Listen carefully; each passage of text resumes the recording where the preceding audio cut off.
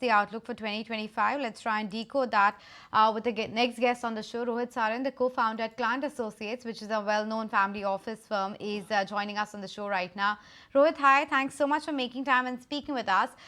To begin with, I wanted to discuss by asking you, what's the mood like of investors? Because if you look at the latest data which has come in, while the SIP number has been strong, the number of new SIP registrations has fallen off. The SIP closure rate has actually increased. What does this tell you about the mood of the investors right now? Is there some sort of risk aversion which is setting in? See, as far as the SIP data is concerned, so that's a very secular trend because see, who are the investors who are contributing to those flows? They are actually the retail small investors across the length and breadth of India. And that's a structural shift which has happened in terms of the choice of investing as an instrument, which I always believe that earlier the most popular instrument for saving for Indians used to be the recurring deposit of a post office, which has now got increasingly replaced by the SIP. So that is not going to shift because of the near-term events or any market volatility or the surprising numbers or the data which keeps coming up, because this is something which is like a long-term savings of Indians across the country. Right, sir. Also, sir, do you see that the risk appetite is moderating? Let's say people are looking at more blue chip or quality names instead of thematics or broader markets? Yeah, so I think the risk appetite is something which is very different than saving. So as far as SIP data is concerned, to a large extent, it's a reflection, it's a manifestation of the saving, trend in the economy by Indians.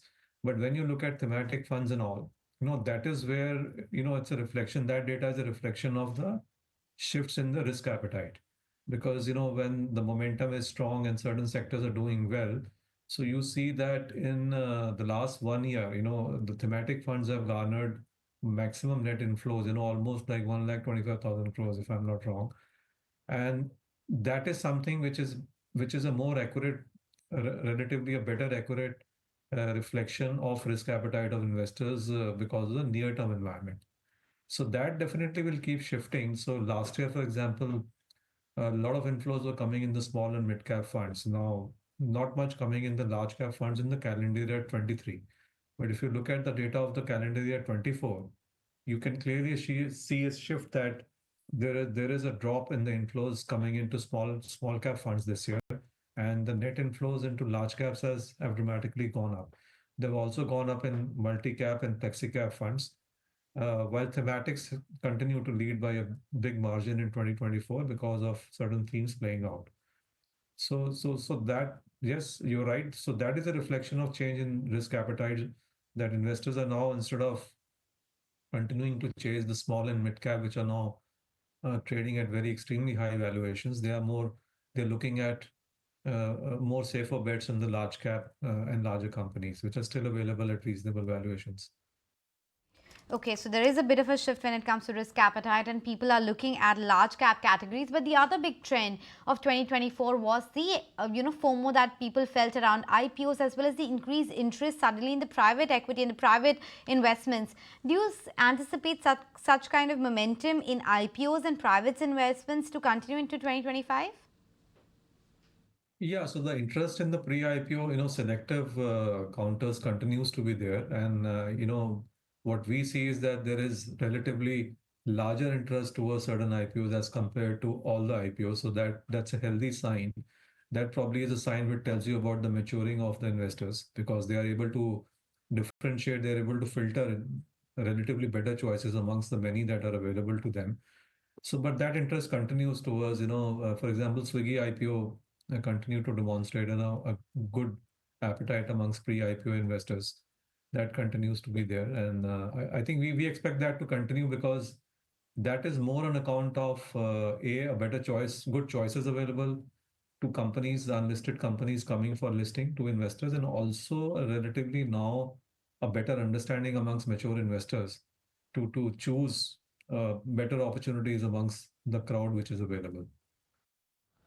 Right. And so what's on your recommendation of late in terms of portfolio allocation? Like which asset class or geographies are you advising your investors to put in money?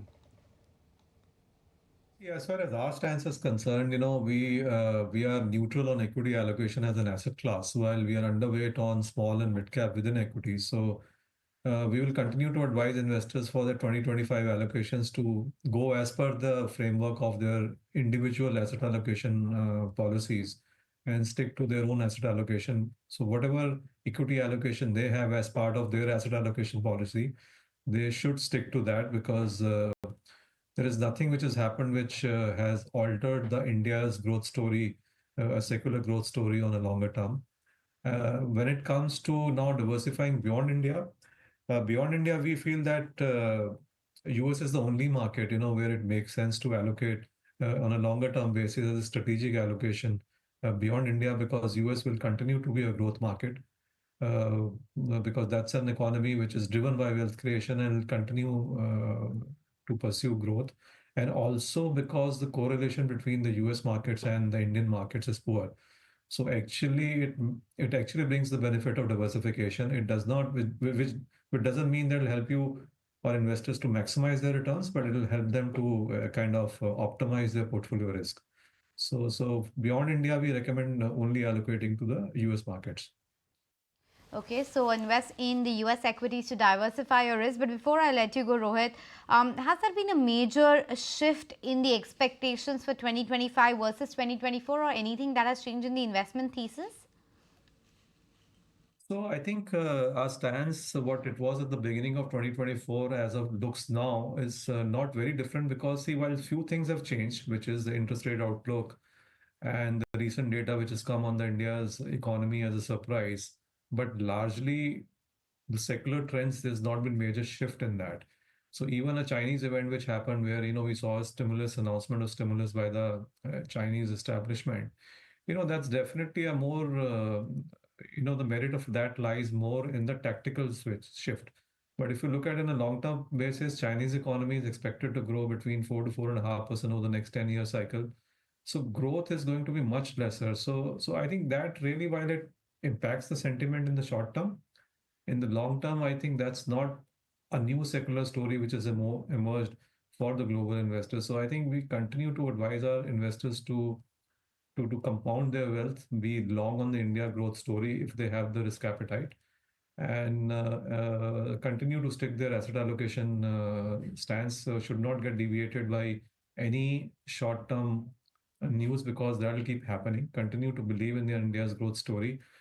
Uh, while the only risk that we see, which is increasingly becoming more and more apparent, is are the geopolitical risk. And from that aspect, continue to basically have hedges like gold in the portfolio. So pretty much very similar to what we had. Like we were kind of overweight on large caps at the beginning of 2024 also, and that conviction is only grown as this year is coming to an end, because the divergence between the valuation of the small and mid cap and large caps are only further widened. So we continue to believe in that stance for the 2025 as well. Right. So thank you, sir. Thank you for joining us and giving us your perspective about the markets. If you like this video, then like, share and subscribe to ET Now.